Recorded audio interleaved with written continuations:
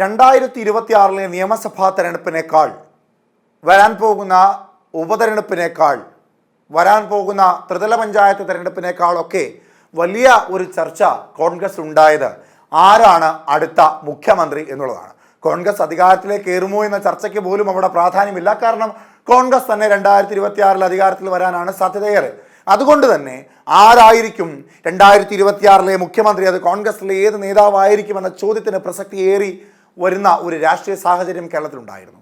അവിടെ മുൻനിരയിൽ ഉണ്ടായിരുന്ന ഏറ്റവും പ്രധാനപ്പെട്ട പേരുകൾ ഒന്ന് പ്രതിപക്ഷ നേതാവായ VD സതീഷിൻ്റെ പേരാണ്, മറ്റൊന്ന് KPCC അധ്യക്ഷനായ K സുധാകരൻ്റെ പേരാണ്, പിന്നീട് കോൺഗ്രസിലെ മുതിർന്ന നേതാവായ പ്രതിപക്ഷ നേതാവായിരുന്ന രമേശ് ചെന്നിത്തലയുടെ പേരാണ്, കൂടാതെ AICC ജനറൽ സെക്രട്ടറിയായ KC വേണുഗോപാലിൻ്റെ പേരും അടക്കം നിരവധി നേതാക്കന്മാരുടെ പേരുകൾ മുൻപന്തിയിലെത്തിയിട്ടുണ്ടായിരുന്നു. അവിടെ ലീഗ് അടക്കം മുഖ്യമന്ത്രി സ്ഥാനാർത്ഥിത്വത്തിന് വേണ്ടിയുള്ള താല്പര്യം പ്രത്യക്ഷമായി അല്ലെങ്കിൽ പോലും പരോക്ഷമായി തങ്ങളിലൂടെ പ്രകടിപ്പിക്കുകയും ചെയ്ത ഒരു രാഷ്ട്രീയ സാഹചര്യം കേരളത്തിലുണ്ടായിരുന്നു.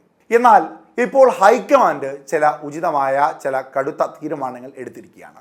അതായത് കോൺഗ്രസിലെ ചില നേതാക്കന്മാർക്ക് വരാൻ പോകുന്ന 2026 നിയമസഭാ തെരഞ്ഞെടുപ്പിൽ മത്സരിക്കാൻ സാധിക്കില്ല എന്ന ഒരു കടുത്ത തീരുമാനം എടുത്തിട്ടുണ്ട് എന്ന സൂചനകളാണ് പുറത്തു വരുന്നത്. ഇനി അത് ഏതൊക്കെ നേതാക്കന്മാരാണ് എന്നുള്ളതാണ് ഏറ്റവും പ്രധാനം. അതിൽ നിലവിൽ ചർച്ചയിൽ തർക്കം നടന്നുകൊണ്ടിരിക്കുന്ന പ്രതിപക്ഷ നേതാവ് അടക്കമുള്ള കേരളത്തിലെ പ്രമുഖരായ നേതാക്കന്മാർ ഉൾപ്പെടുമോ എന്നുള്ളതും കണ്ടറിയേണ്ടതായിട്ടുണ്ട്. 2024 നടന്ന ലോക്സഭാ തെരഞ്ഞെടുപ്പിൽ കേരളം വലിയ ഒരു പിന്തുണയാണ് ദേശീയ നേതൃത്വത്തിന് നൽകിയത്.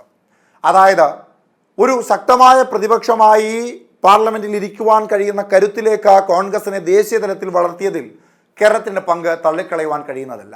ആകെയുള്ള 20 ലോക്സഭാ മണ്ഡലങ്ങളിൽ 18ഇടത്തും മികച്ച വിജയം തന്നെയാണ് കോൺഗ്രസ് കൈവരിച്ചിട്ടുള്ളത്. 2019 അതങ്ങനെ തന്നെയായിരുന്നു. പക്ഷേ അതിനുശേഷമെല്ലാം നടക്കുന്ന നിയമസഭാ തെരഞ്ഞെടുപ്പുകളിൽ വലിയ പരാജയത്തിലേക്ക് കോൺഗ്രസ് കൂപ്പുകുത്തി വീഴുന്നു എങ്കിൽ അതിലെ പ്രധാന ഘടകങ്ങൾ എന്തൊക്കെയെന്ന് പരിശോധിക്കേണ്ട ഉത്തരവാദിത്വം ദേശീയ നേതൃത്വത്തിന് തന്നെയാണ്.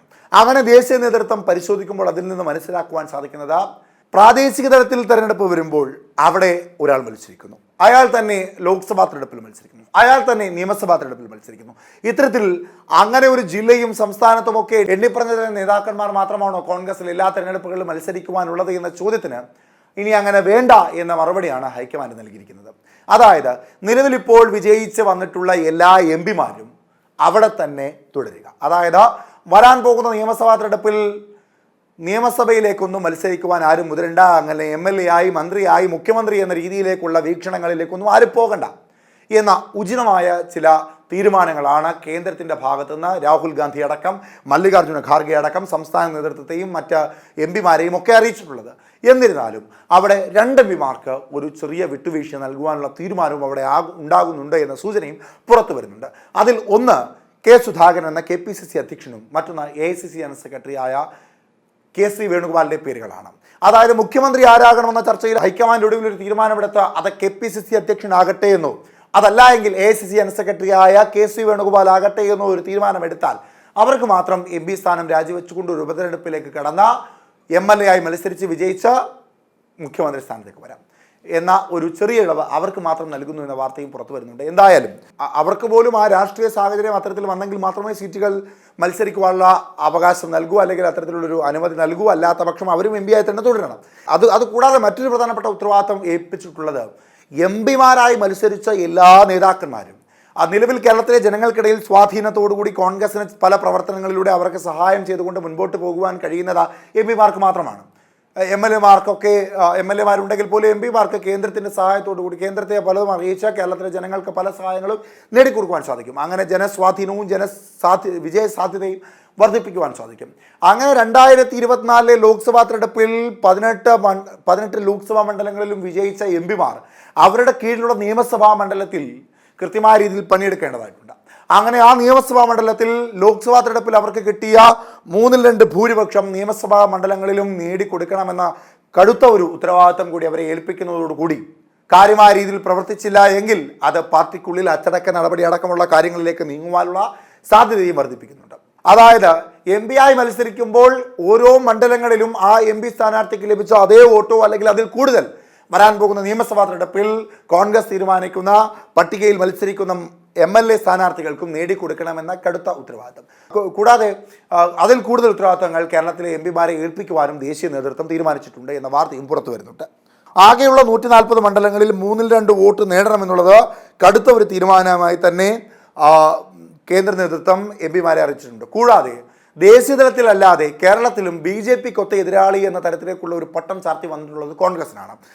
BJPയുമായി CPMന് ചില അന്തർധാരകൾ സജീവമായിട്ടുണ്ട് എന്ന് പ്രതിപക്ഷം ആരോപിക്കുന്നത് ജനങ്ങളും ഒരു പരിധിവരെ മനസ്സിലാക്കുന്നുണ്ട്.